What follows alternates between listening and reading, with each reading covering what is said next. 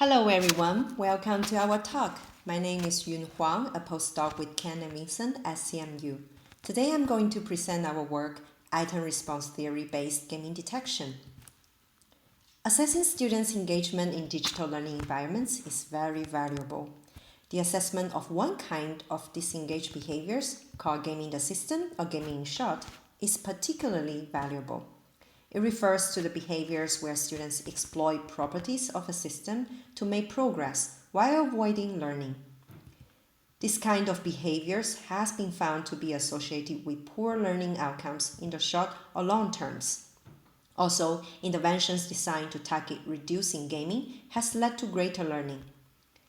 Besides the practical value, gaming detection also affords theoretical value for understanding why an intervention works, such as explaining learning advantages for an educational game. There has been over 15 years of development of gaming detectors. Why another one?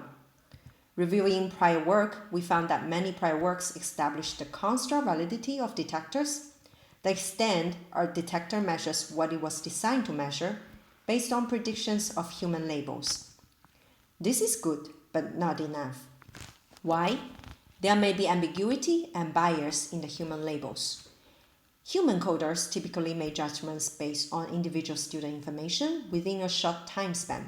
They typically miss task-specific or population-level information and didn't look back or ahead beyond the given time span or segment. The findings that some detected or observed gaming was not harmful to learning, considering pre-test and post-test performance in some prior works, support this claim. Here is an example. On a menu problem selecting descriptions for given expressions, a student selected the number of subscribers first, found that it was incorrect, then changed to a similar option, the number of subscribers in 2010. It was marked as incorrect again, then he or she paused for 5 seconds and selected the number of subscribers lost each year, which was correct. This pattern matched a gaming pattern of a detector validated by predictions of human labels. However, this is a menu problem with low cognitive cost in making an attempt and with subtle differences underlying the text wording. The student may be actively thinking in these steps and may perform better in the next similar problem. So, more contextual information is needed and could be utilized to resolve the ambiguity about students' engagement. So, we think there is a need to get more valid and robust gaming assessment, addressing ambiguity and reducing bias in the human labels. This can be achieved by considering contextual factors not considered in the original human coding process, and by examining the students' behaviors across contexts beyond the segment. Thanks to the maturity of this field, we started with a previously validated detector, a knowledge-engineered gaming detector, aka KEGD. It has been found to be better than a machine-learned one and comparable to a hybrid one in generalizability and interpretability. Although its original development cost was relatively high, using it in new contexts involves no extra cost since the pattern matching is straightforward.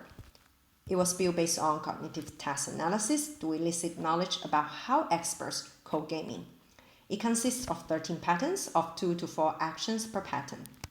The example shown before gives an idea of how a pattern of KEGD looks like. However, in prior studies, the association between gaming and learning of KEGD has not been examined. This has also led to our current investigation. In the current work, we propose item response theory-based gaming detection, aka IRTGD, as a principal way to integrate contextual factors and examine student behaviors across contexts. As the name indicates, we utilize the IRT framework, an important type of latent variable modeling. In IRT, item difficulties are controlled for to estimate students' latent abilities. In other words, if a student performs better than the average performance on items represented by item difficulties, the student is estimated as having a high ability. Similarly, in IRTGD, contextual factors are controlled for to estimate latent gaming tendencies. If a student games more than the average detected gaming level in the context, the student is estimated as having a high gaming tendency. IRTGD builds on and improves on observable variable modeling, KEGD, that operationalizes on the observed attempt level behaviors. To evaluate the approach, we focus on an important aspect of construct validity, the association between gaming and learning. We measure gaming as the proportion of gamed attempts for KEGD and estimated gaming tendencies for IRTGD. We measure learning using pretest and post-test scores. We examine association primarily by experiment correlation between gaming and normalized learning gains, supplemented by regression coefficients predicting post-test. The tutor used in our study is MathTutor, an intelligent tutoring system for middle years math. We focus on 3 algebraic units. We collected 3 datasets from different versions of MathTutor, both across and within experimental conditions, from 3 iterations of classroom studies in different schools. One key feature of MathTutor or our datasets is that there is a high variety of problems. For example, here is a table problem. Here is a test problem where steps appear one by one. Here is a menu problem where students select matching description for given expressions. Here is a flip menu problem where students write sub-expressions extracted from a given equation on the left matching the descriptions. We wanted to know about students' engagement when using the tutor and started with applying the previously validated gaming detector KEGD on our first dataset. We obtained 2 surprising findings. First, there was a high proportion of detected gaming, 18% on average, much higher than previously reported values of the same detector in other math tutors. Second, there was a lack of association between detected gaming and learning. The construct validity of KEGD was not satisfactory in our dataset. To explain this, a natural hypothesis is that in some contexts, detected gaming behaviors were productive learning behaviors. But what are these contexts? We conducted iterative exploratory data analysis from 3 aspects to unravel this. We started with the largest context, control versus experimental conditions, and asked, was detected gaming associated with learning differently between the conditions? Then we asked, where was detected gaming particularly high? And when was detected gaming particularly high? Both of these questions can reveal places where students gamed but might be learning. To answer the first question, we conducted a moderation analysis.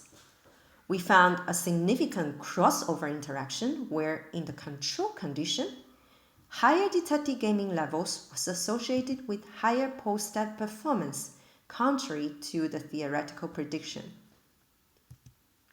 Then we look into where was detected gaming particularly high. The unit of analysis was cases or skills, the unit usually used for modeling and understanding learning. We examined the distribution of detected gaming across cases. A pattern emerged. Those cases involved in the menu format and flip menu format had particularly high detected gaming level, followed by the cases involved in the test and table formats. Connecting this finding with previously observed interaction, a natural next question is, did formats distribute differently in each condition? We examined the unit organization of each condition and found that menu and flip menu problems were positioned in later units in the control condition, while they were given across the units in the experimental condition. We then formally examined the correlation between proportion of menu or flip menu format steps and pretest scores. We confirmed that in the control condition, higher pretest students had higher proportion of menu or flip menu steps, which was the opposite to the experimental condition. Putting all together, it appeared that there was a hidden confounder in the control condition, the ability of the students or the proportion of highly gamed format steps. Higher ability students or higher proportion of manual or flip manual steps was associated with higher overall proportion of detected gaming. At the same time, it was also associated with higher post-test scores. Thus, this resulted in a spurious relation where higher overall proportion of detected gaming was associated with higher post-test scores. To address this confounding, one way is to control for the formats when assessing gaming. We utilize the IRT framework, which controls for item difficulties when assessing ability. The intuition is that we want to explain detected gaming by formats in addition to students. For example, a student with a high level of detected gaming simply due to having a high proportion of manual format steps should not be considered as having a high level of gaming. To translate this intuition into a statistical model, we formulated a simplistic IRT-GD model where detected gaming on an attempt, 0 or 1, is modeled as a function of students' gaming tendencies and formats propensities to trigger detected gaming. This is analogous to the simplest IRT model, the rush model, where the correctness of an attempt is modeled as a function of students' abilities and item difficulties.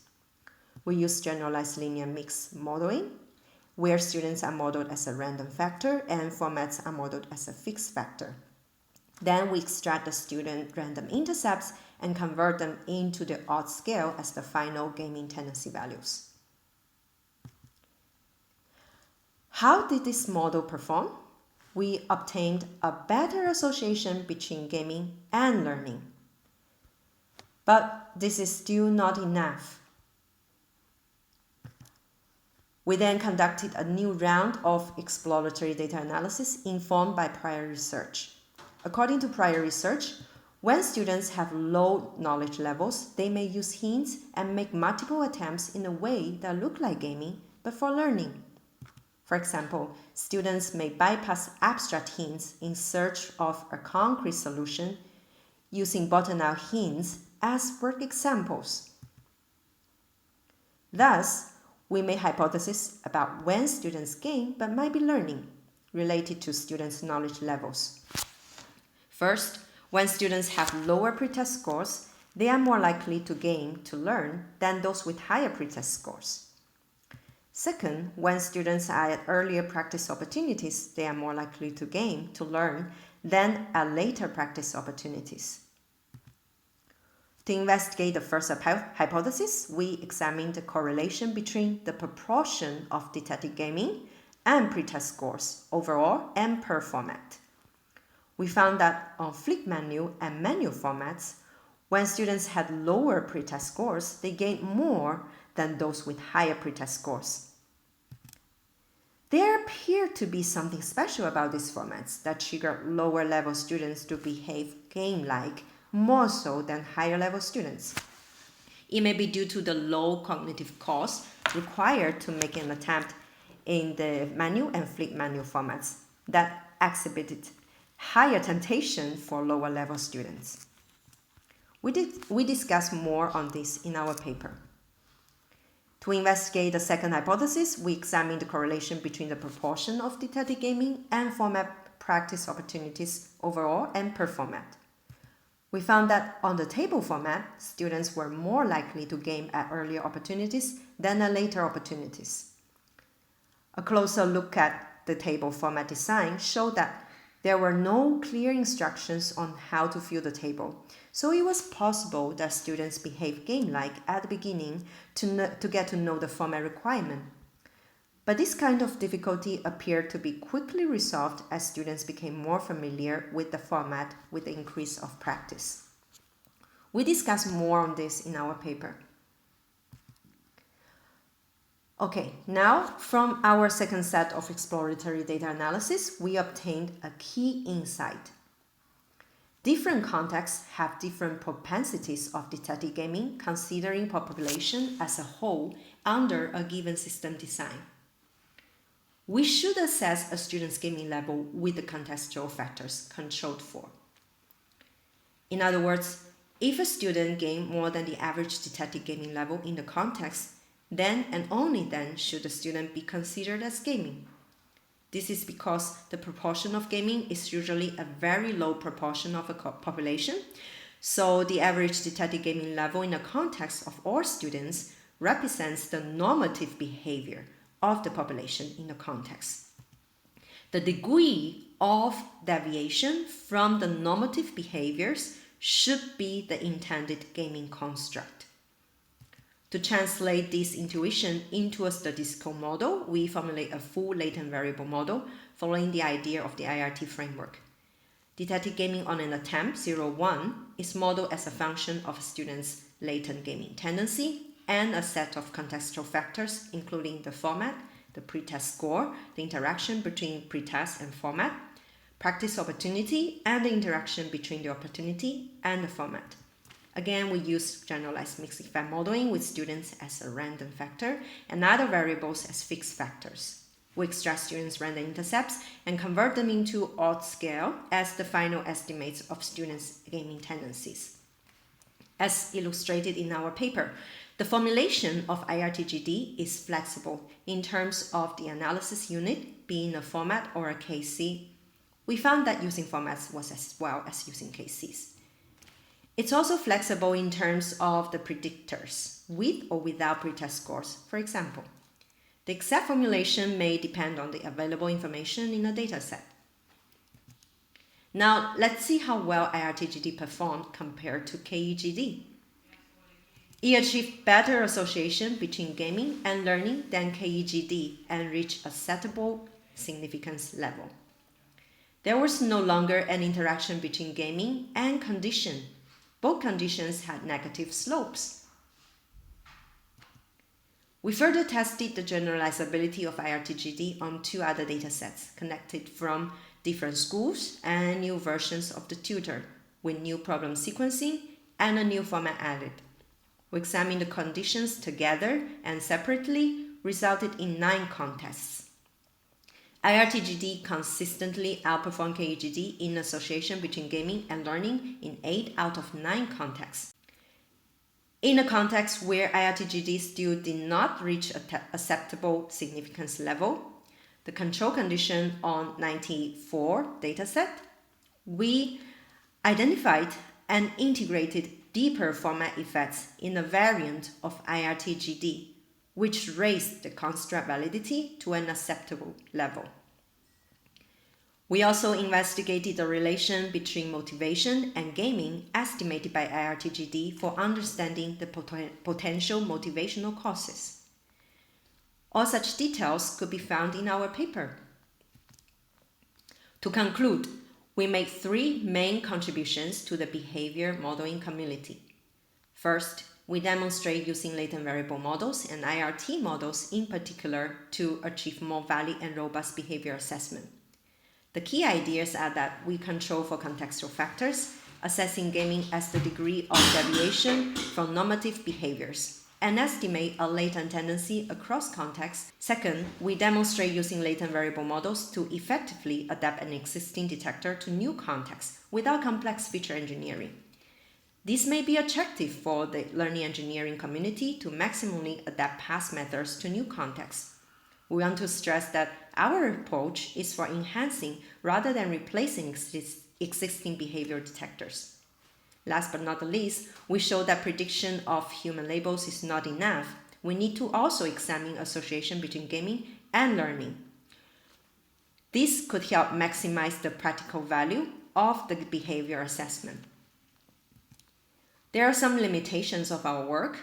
For example, we haven't examined the reliability of the gaming measures, which is another important property apart from validity. We also need to examine how well IRTGD extrapolate to unseen students and formats.